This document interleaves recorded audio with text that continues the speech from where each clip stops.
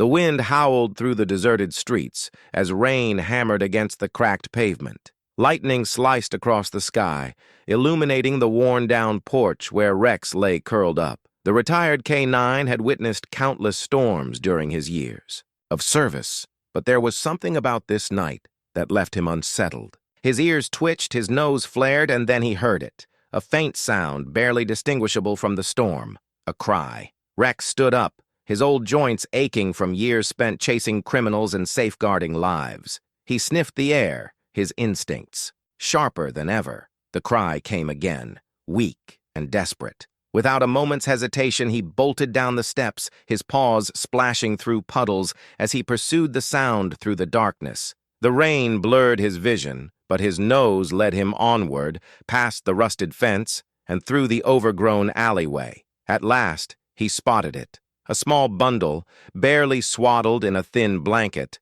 lay in the mud beneath a flickering streetlight.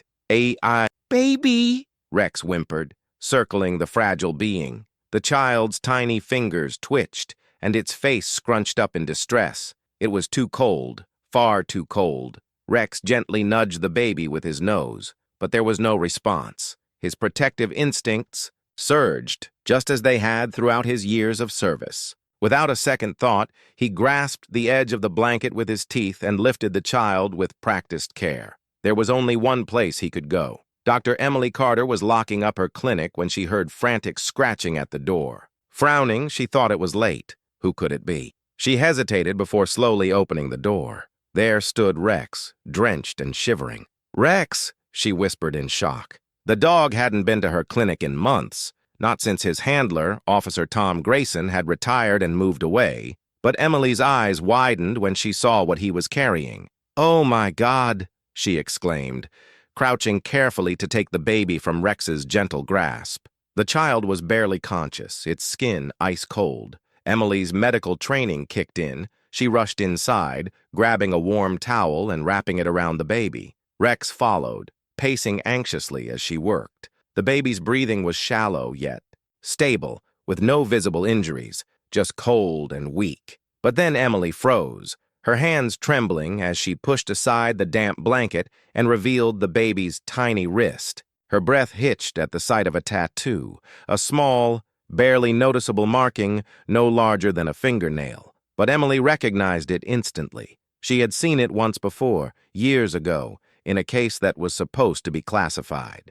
"No, it can't be," she whispered. Outside, the storm raged on as Emily frantically searched through her old files, hardly noticing Rex sitting by the baby's side, his golden brown eyes studying her every move. Finally, she found it. A report from nearly 5 years ago. The symbol on the baby's wrist matched the insignia of a covert government experiment, Project Eden, a classified genetic program that had been shut down after a whistleblower leaked information about illegal human testing. But if this baby bore the mark, a sharp knock at the door jolted her. Emily's heart raced. Who could be out in this storm?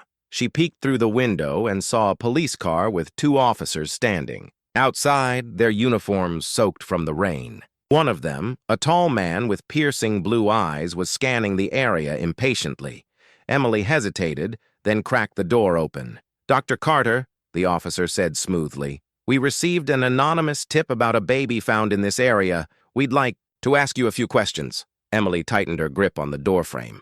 How did they know so quickly? Behind her, Rex let out a low growl. She glanced back at the baby, still sleeping peacefully on the examination table, and a terrible feeling settled in her gut. Something wasn't right. Emily forced a polite smile. "I haven't seen any baby. Officers, are you sure your information is correct?" The blue-eyed officer tilted his head, studying her. "Mind if we take a look inside?" Rex moved in front of the baby, his growl deepening. Emily swallowed hard. "I'm sorry, but unless you have a warrant..." The officer pushed past her, and Emily's heart lurched. She had no choice. In one swift motion, she grabbed a syringe from the counter and plunged it into the officer's arm. He staggered back, eyes wide. "What?" "A tranquilizer. Enough to knock out a grown man for hours." The second officer reached for his gun, but it was too late. Rex lunged, knocking him to the ground with a snarl. Emily scooped up the baby and bolted for the back door. She had to run.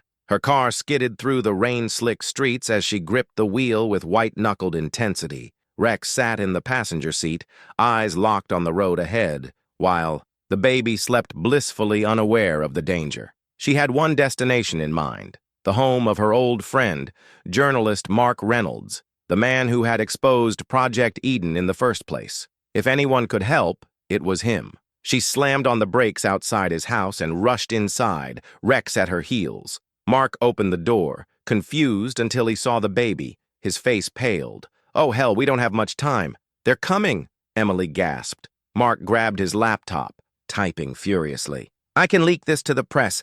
Get this story out before they bury it again." But just as he hit send, headlights flooded the windows. They had found them. Rex acted first, positioning himself at the door, muscles tensed and ready to fight. Emily clutched the baby, whispering a silent prayer. "Go! I'll stall them!" Mark turned to them. Emily hesitated, but Rex nudged her forward. She ran.